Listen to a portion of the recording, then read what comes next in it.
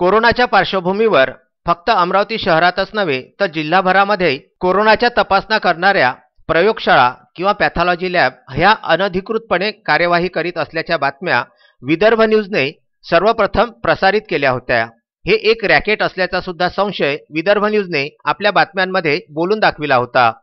याच अनुषंगाने 22 फेब्रुवारी रोजी अमरावती ते बडनेरा रोडवर असलेल्या डॉक्टर उल्हास संगई यांच्या राजापेठ पोलीस स्टेशनच्या अगदी हाकेच्या अंतरावर असलेल्या ठिकाणी पॅथॉलॉजी लॅबमध्ये विनापरवानगी कोरोनाची चाचणी होत असल्याचे कळल्यानंतर जिल्हाधिकारी शैलेश नवाल यांनी त्यांना 50,000 रुपयांचा दंड ठोठाविला होता। तत्पूर्वी विनापरवानगी अँटीजेन टेस्ट करणाऱ्या जिल्ह्यातील एकूण 11 पॅथॉलॉजी लॅबची परवानगी रद्द करण्यात आल्याचे पत्र हे 18 फेब्रुवारी रोजीच अमरावती जिल्हा शल्य चिकित्सक डॉक्टर श्याम सुंदर निकम यांनी काढले होते।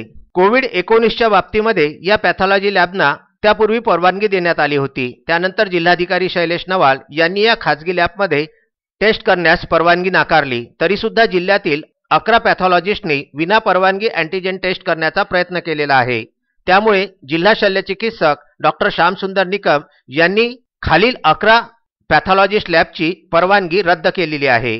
या 11 पॅथॉलॉजी लॅबमध्ये अमरावती बडनेरा रोडवर असलेल्या डॉक्टर उल्हास संगई यांची पॅथॉलॉजी लॅब, त्यानंतर अश्विनी पॅथॉलॉजी लॅब जी कल्याणनगर येथे स्थित आहे ती डॉक्टर सतीश भागवतांची आहे, तर डॉक्टर आशिष तायडे यांचे Yash diagnostic centre Rajapeth Amravati, doctor Suvarna Deepak Kurhade Shri Ganesh pathology lab Gadgenagar Amravati, doctor Sanjay Mahantpure Majhi Maay speciality hospital Chandur Railway, doctor Trupti Sandeep Dankhade Shrikrishnapeth Dufferin hospital road Amravati, doctor Prakash Kothari Devrankar Nagar Badnera road Amravati, doctor Khushboo Bardiya Paratwada जिल्हा अमरावती, डॉक्टर श्याम नेमाडे उर्वशी नगर कठोरा नाका अमरावती, डॉक्टर विशाखा चंदनानी साई बाल रुग्णालय व पॅथॉलॉजी लॅबोरेटरी परतवाडा आणि doctor OR Bohra Adarsh pathology laboratory Paratwada या 11 पॅथॉलॉजी लॅबचा समावेश आहे,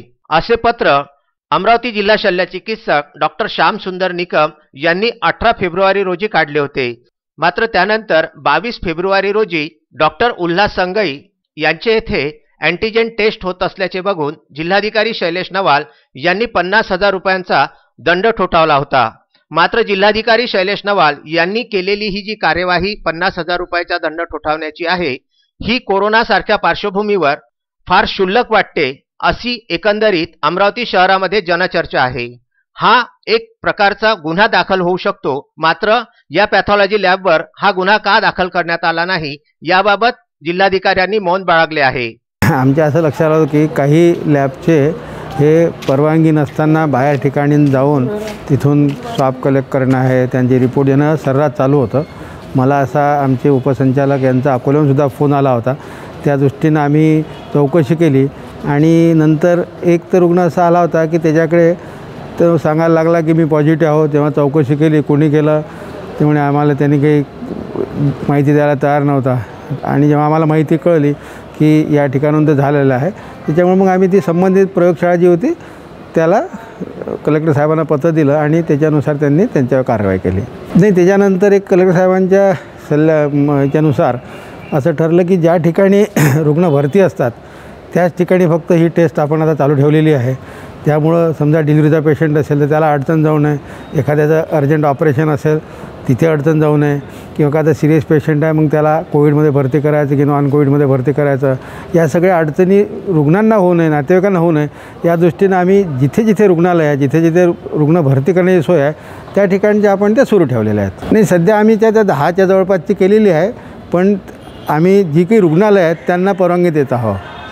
आता आम्ही रुग्णालयांना परवानगी देत आहोत टेस्ट करण्याची, त्यांनी मग त्यांचे जे पॅथॉलॉजी असतील ते त्यांच्याकडून ते करून घेऊ शकते। आम्ही फक्त रुग्णालयाला देणार आहोत, आम्ही पॅथॉलॉजी लॅबला देणार नाही, आम्ही रुग्णालयांना परवानगी देणार आहोत जेणेकरून त्यांची सेवा रुग्णांना त्रास होऊ नये या दृष्टीनं।